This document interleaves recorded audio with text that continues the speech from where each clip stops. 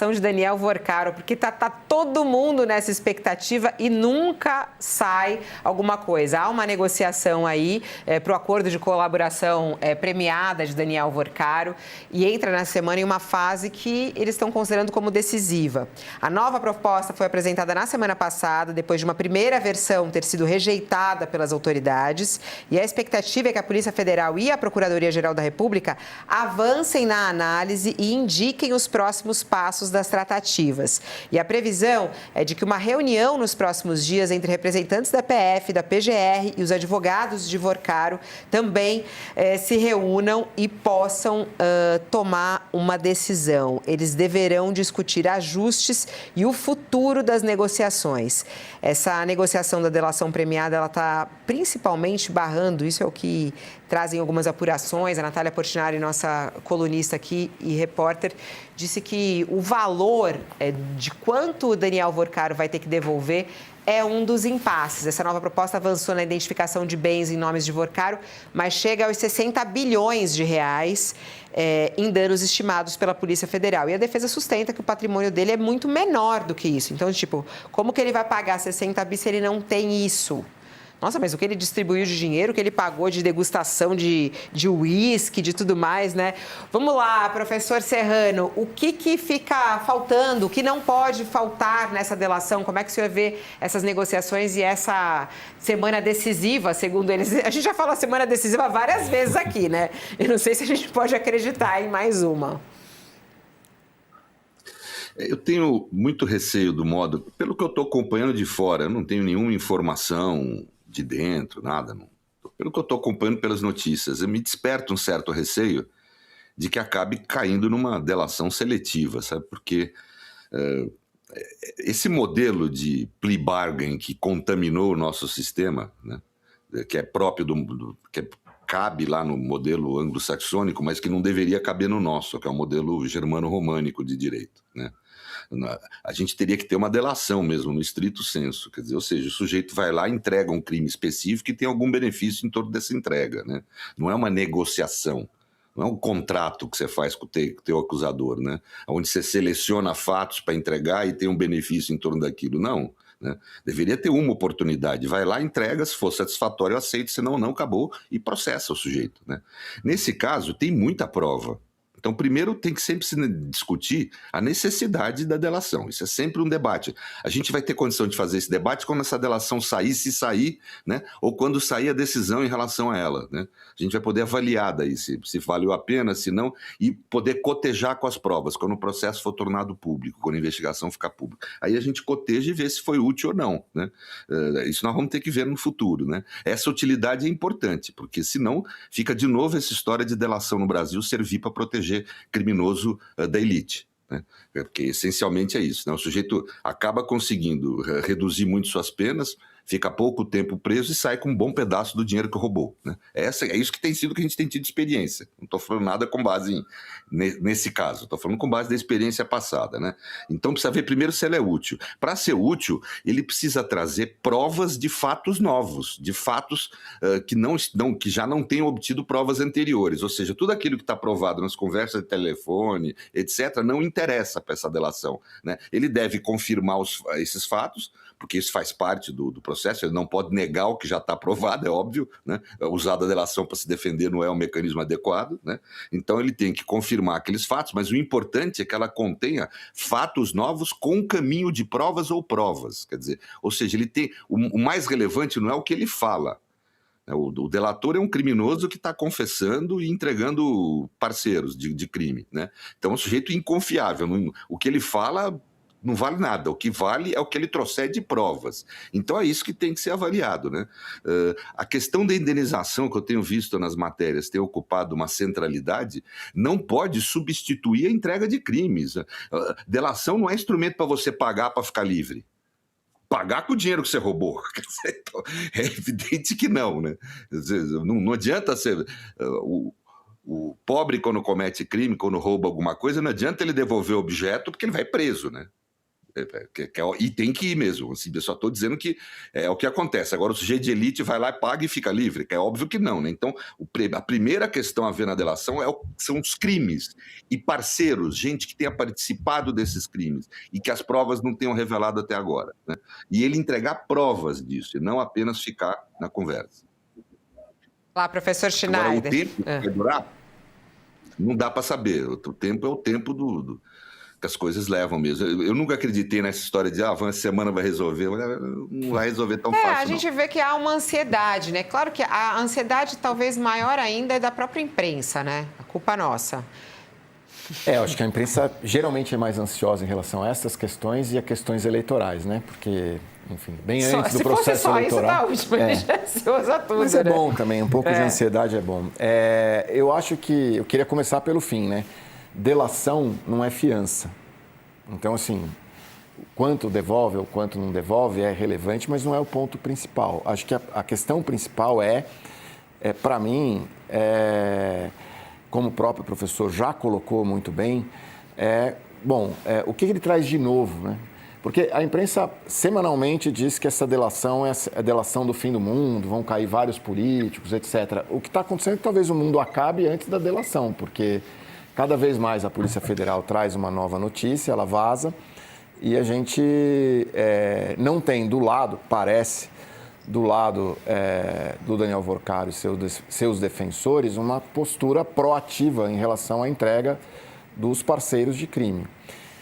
Outra questão relevante é que, ao que parece, Vorcaro era bastante ecumênico, né? Executivo, legislativo, parte do judiciário. Será que ele vai colocar na delação estes parceiros em diversos setores da sociedade brasileira, né?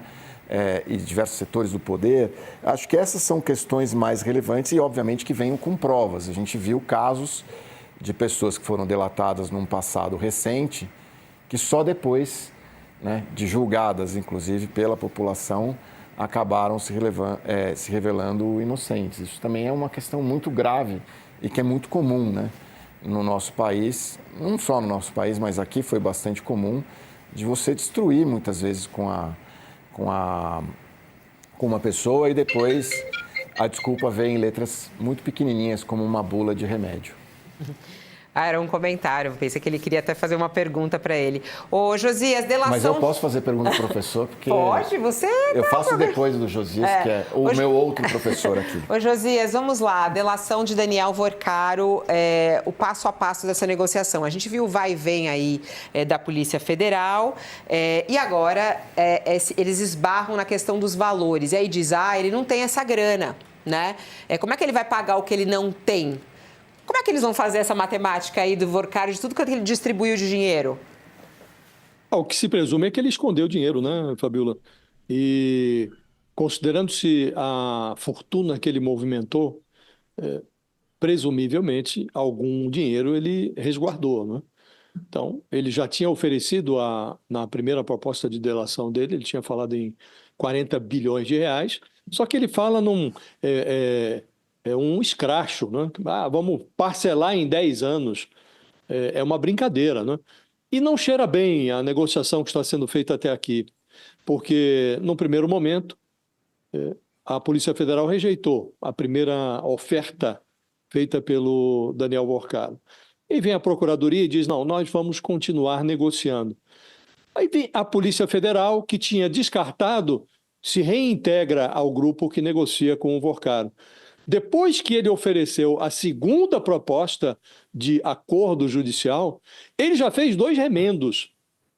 Houve uma primeira análise e os investigadores acharam estranho isso ou aquilo, ele fez um primeiro remendo, depois fez outro remendo. E agora a Procuradoria e a Polícia estão analisando a segunda proposta do Daniel Vorcaro com os seus remendos. Não me parece próprio esse processo. Ou serve ou não serve.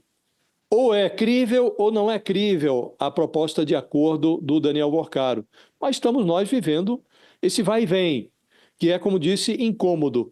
E quanto mais se retarda a decisão, mais a pretensa colaboração do Daniel Vorcaro vai sendo empurrada para dentro do processo eleitoral.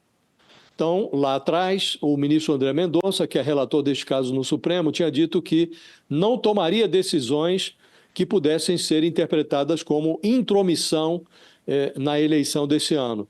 Ocorre que, se for entendido agora pelas autoridades que a delação, a proposta de delação é aceitável, disso decorrerão vários procedimentos que, naturalmente, vão instalar um ventilador no centro da campanha presidencial.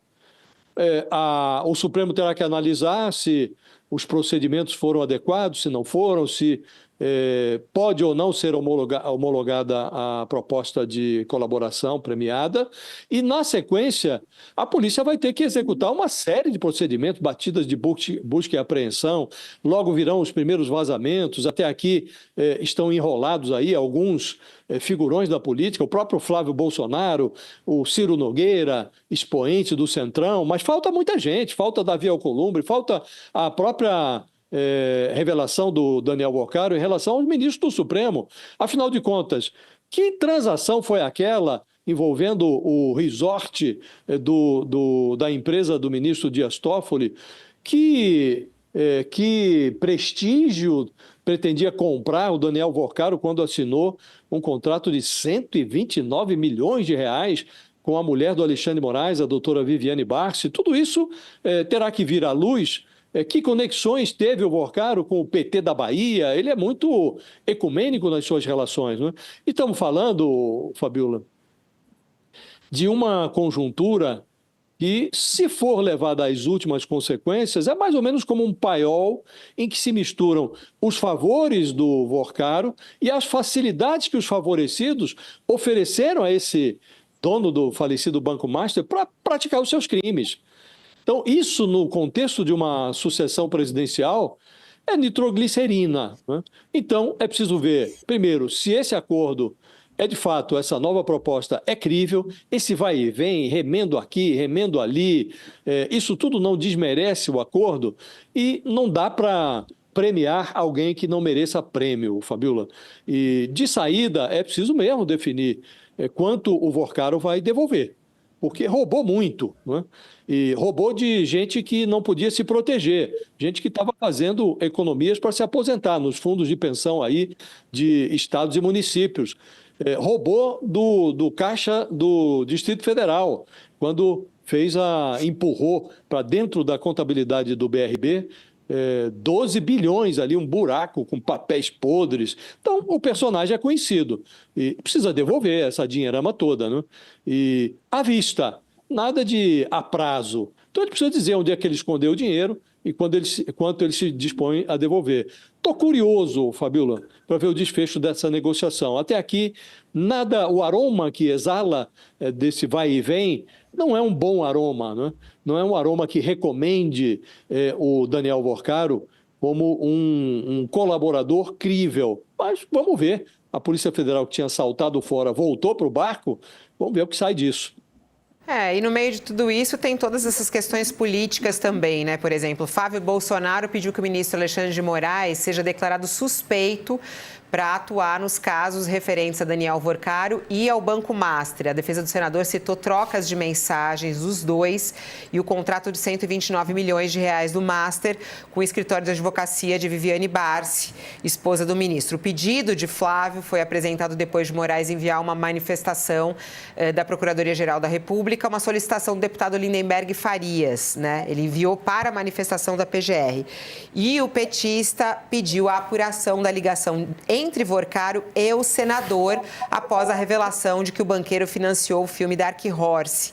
Diante do nome do Flávio Bolsonaro, em toda a sujeira do Banco Master, né, Carla, vem essa questão aí também com o foco em Alexandre de Moraes. Como é que você tem visto aí a politização do caso do Banco Master no STF?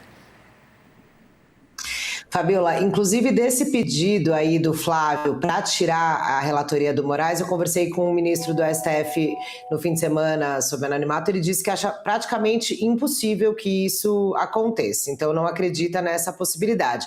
Vamos ver o que acontece em relação a essa relatoria ou não. Agora, o Flávio, ele vai querer antagonizar com o Moraes nessa questão, e aí só para juntar, Fabiola, rapidinho com a delação do Vorcaro, com essa nova delação do Vorcaro, porque o que está acontecendo agora na pré-campanha do Flávio Bolsonaro? Eles quiseram, né, adoraram o fato novo, digamos assim, que começou bem dos Estados Unidos com a foto do Trump e acabou com o tarifaço que não foi tão bom assim, mas eles estavam querendo virar essa página. E aí não está dando muito para virar essa página e eles estão tentando buscar novos caminhos de que essa página não fique tão ruim para eles. Hoje, por exemplo, as informações que ali a pré-campanha tem é que a delação do Vorcaro fala do filme Dark Horse, mas que não diz que há irregularidades. Então, que Vorcaro estaria falando sobre o contrato com Flávio Bolsonaro e para as autoridades nesse processo de delação, segundo aliados do próprio senador, ele estaria reiterando que não houve irregularidades. Bom, se a gente vai para esse caminho e se Flávio acredita que vai conseguir na delação do Vorcaro ou com esse questionamento da relatoria do Moraes virar o jogo no Dark Horse, a gente não vai saber. E aí, quer dizer, a gente vai ter que acompanhar. Por quê? Porque daí se a gente for olhar pelo outro lado, pelo lado da delação do Vorcaro, se o Vorcaro, e agora os três que me antecederam falaram muito bem sobre isso, se o Vorcaro não entregar nada e dizer que estava tudo certo aqui, tudo combinado aqui, que nada do que os celulares dele falou tem mais do que além disso, que o senador Ciro Nogueira é um grande amigo e não tem nada de errado. Se ele continuar assim, essa delação que já tinha sido rejeitada pela Polícia Federal, dificilmente vai para frente. O advogado do Vorcaro, o atual advogado Sérgio Leonardo, ele até inclusive via assessoria de imprensa, falou para mim que eles estão costurando um bom acordo de delação. A promessa é essa, Fabiola. Agora, do outro lado, voltando ao Supremo, digamos assim, você tem o ministro André Mendonça, relator do caso, que o Josias explicou muito bem o quão ele pode ser um personagem importante, dependendo das decisões por conta do período eleitoral, e o André Mendonça já disse lá atrás também, Fabiola, que ele não vai homologar essa delação se ela não tiver fatos novos, que ele não vai ceder a pressões políticas. Eu estava conversando com uma pessoa muito próxima a ele sobre todas essas pressões que vêm de vários lados, do lado do bolsonarismo, do lado do presidente Lula, né, do governo, e o André Mendonça, ele tem se pautado numa questão assim, Fabiola, não me conhecem quem acha que eu vou ceder a pressão. Então ele está disposto a fazer o que ele, André Mendonça, acredita que é certo, não quer uma interferência no processo eleitoral, mas eventualmente, se suas decisões, porque além desse processo do Master, ele é o relator também do caso do INSS, né? Que também ali há uma pressão para que pegue, digamos assim, o filho do presidente Lula. Então são personagens que vão interferir, digamos assim, vão acabar sendo importantes no cenário eleitoral. E tudo vai depender de desencadear desses fatos, né? O que Vorcaro vai entregar, qual vai ser a estratégia do Flávio? A estratégia do Flávio vai ser bater de frente com o Moraes? Vai conseguir tirar o ministro da relatoria? O ministro que, nas maiores demonstrações, Josias lembrou aí que também ainda há a explicar o contrato de 129 milhões com o escritório da esposa, o ministro Alexandre de Moraes conseguiu um respaldo do Supremo Tribunal Federal também até agora. Então, assim, o xadrez do Brasil, digamos assim, componentes que vão culminar ali no processo de eleitoral em outubro, Fabiola, essas variáveis e como essas peças vão se mexer, a gente está vendo. E aí, para finalizar na sua provocação, será que essa semana é decisiva? Eu não apostaria nisso, Fabiola. Eu apostaria que essa semana vai ter a abertura da Copa do Mundo e a classe política está louca para que todo mundo esqueça dos problemas políticos e fique aí um pouco mais antenado na Copa para poder ganhar tempo em relação a todas essas estratégias que estão acontecendo nessas investigações em andamento, Fabiola. Para quem está conosco na TV, mais um intervalinho e a gente segue por aqui YouTube, UOL no YouTube. Uma última pergunta ao professor Serrano conosco hoje aqui. Professor, essa história do dinheiro, né? Como é que funciona? O Vorcaro que distribuiu grana para todo mundo, né? E agora falando que não tem o dinheiro para pagar a tal da multa. Como é que faz um negócio desse? Ele raspa toda a conta dele, como é que vai atrás do dinheiro que era dele? Como é que faz para fechar isso? Fechar a conta? Se fizer um acordo, ele tem que pagar, né? O Josias falou bem, não dá para roubar à vista e pagar a prazo, né? Devolver a prazo, né? Agora, ele tem que devolver a quantia toda desviada. Se ele não tem condição de devolver, não se deve fazer acordo. É um dos elementos do acordo, a devolução. Não é um elemento que deve existir sozinho, porque senão vira pagar para poder obter o benefício de não ser punido, né? E pagar com o dinheiro que roubou, né? Um dos elementos é você devolver aquilo que você recebeu ilicitamente. Devolver, tudo bem, comprou uma casa, entrega a casa. Ou seja, é entregar o patrimônio dele inteiro, provavelmente, inclusive trazendo o patrimônio que está escondido, né? O critério para definir o valor tem que ser o mais objetivo possível. Quanto que foi desviado do próprio banco, que implicou, no fundo, em desvio do tal do fundo lá do garantidor, quanto que foi desviado do BRB lá, dos fundos pelo país aí de aposentados, etc. Quer dizer, pegar essa quantia total de dinheiro e falar, tem que devolver isso aqui, né? O critério tem que ser objetivo, né? E se ele não tiver condição de devolver, vai para a cadeia, ponto. Não tem que fazer acordo. Que o Alexandre de Moraes tem que ser afastado, conforme pede o Flávio Bolsonaro, ou não? A gente volta a esse assunto, já falamos 1000 vezes sobre isso, mas agora vem o pedido dele. Francamente, o pressuposto que essa fala do senador Flávio que ela traz é o pressuposto de que o ministro teria obtido algum benefício e trabalhado, vamos dizer assim, para o Vorcaro. Isso não está nem de forma nenhuma sequer falado, né? Em nenhum momento o próprio Daniel reconheceu isso, ao contrário, falou que para ele era um modo de se aproximar, quando muito, etc. Tal, né? Então, portanto, o que há é um contrato de advocacia entre a mulher do ministro e o Banco Master. O que existiu até agora, que a gente tem comprovado, é isso, né? Um contrato de advocacia dessa natureza não é suficiente para tornar o ministro impedido. Para você ter uma ideia, a regra que o Supremo põe hoje, mesmo que se ela atuasse como advogada no Supremo, é óbvio que o ministro se julgaria impedido de julgar o caso dela, né, que ela está atuando, mas o fato de você ter relações de amizade, por exemplo, com o advogado, o juiz ter relação de amizade com o advogado, não leva ele a ter que se declarar impedido, né? Ele deve se declarar impedido se ele tem relação de amizade com a parte, né? Então, o fato dela ser advogada do Banco Master não implica na necessidade do ministro ser considerado suspeito, não há esse tipo de parcialidade presumida, não. Professor Serrano, obrigada pela sua participação. Até. Muito obrigado. Até.